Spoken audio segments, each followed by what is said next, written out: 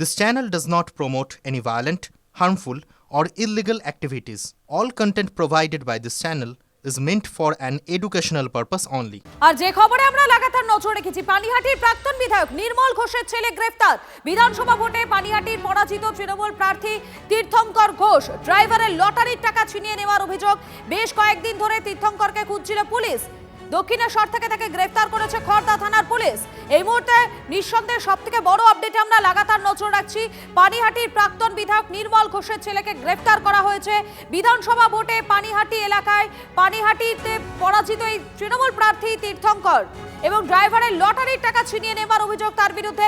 একদিকে যখন দেখাচ্ছি আপনাদেরকে দুটো ছবি দেখতে পাচ্ছেন, একদিকে যখন জলে তার ছেলে, তখন এই উল্টো দিকে উধাও নির্মল ঘোষ। যে নির্মল ঘোষের বিরুদ্ধে ভুরি ভুরি অভিযোগ উঠেছে, সেই নির্মল ঘোষের কোনো পাত্তাই নেই। এমনকি আমাদের প্রতিনিধি তার বাড়িতে পর্যন্ত গিয়েছিলেন, সেখানেও তার কোনো খোঁজ মেলেনি। আমাদের প্রতিনিধি অনন্ত রয়েছেন এই মুহূর্তে আমাদের সঙ্গে। অনন্ত, ছেলে তো গ্রেফতার হয়েছে, কিন্তু বাবার হদিস তো কোথাও পাওয়া যাচ্ছে না।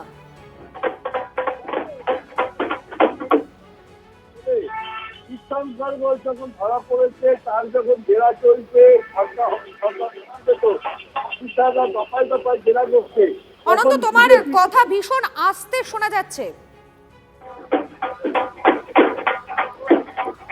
আমরা আবারও যোগাযোগ করবো আমাদের প্রতিনিধির সঙ্গে। তবে যে আপডেট আমাদের প্রতিনিধি জানাচ্ছিলেন যে তার ছেলে অর্থাৎ তীর্থঙ্কর ঘোষকে লাগাতার জেরা করেছে পুলিশ তার বাবার খোঁজ পাওয়ার জন্য। এবং এই গ্রেফতারির পরেই পানিহাটির বিধায়ক রত্না দেবনাথ কি বলছেন একবার শোনাই আপনাদের। নির্মল ঘোষের ছেলে অ্যারেস্ট হয়েছে। নির্মল ঘোষ এখনও অ্যারেস্ট হয়নি।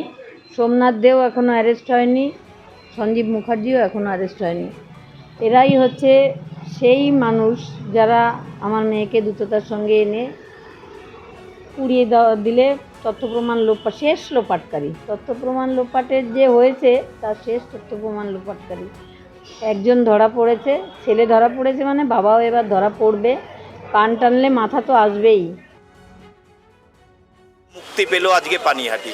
4 তারিখে সরকারের পালাবদল হয়েছে, আমরা অবশ্যই আনন্দ করেছি, কিন্তু আজকের দিনটা কিন্তু একটা স্পষ্ট বার্তা দিয়ে গেল যে দুর্নীতির আকড়া তৈরি করে রেখেছিল। এই তীর্থঙ্কর ঘোষ তো কোনো নেতা ছিল না, গুন্ডা ছিল। তার সাথে কিছু তৃণমূল কংগ্রেসের গুন্ডা কাউন্সিলরদেরকে নিয়ে পানিহাটিতে একটা দুর্নীতির আকড়া গড়ে রেখেছিল, সেটাকে ভেঙে তছনছ করে দেওয়া হলো। এই রাজ্যে আইনের শাসন চলবে। নতুন সরকার যে প্রতিষ্ঠা হয়েছে, প্রশাসনের ওপরে আস্থা রেখে আমরা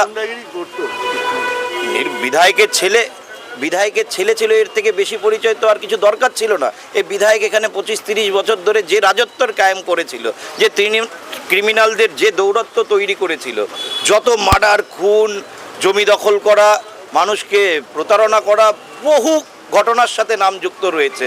এই পানিহাটিরই কাউন্সিলর অনুপম দত্তকে খুন করা, হায়দার আলী খুনে আমাদের মনীষ শুক্লাকে যেভাবে হত্যা করেছিল, প্রত্যেকটা ঘটনায় কিন্তু এই নির্মল ঘোষের ছেলের নাম আছে।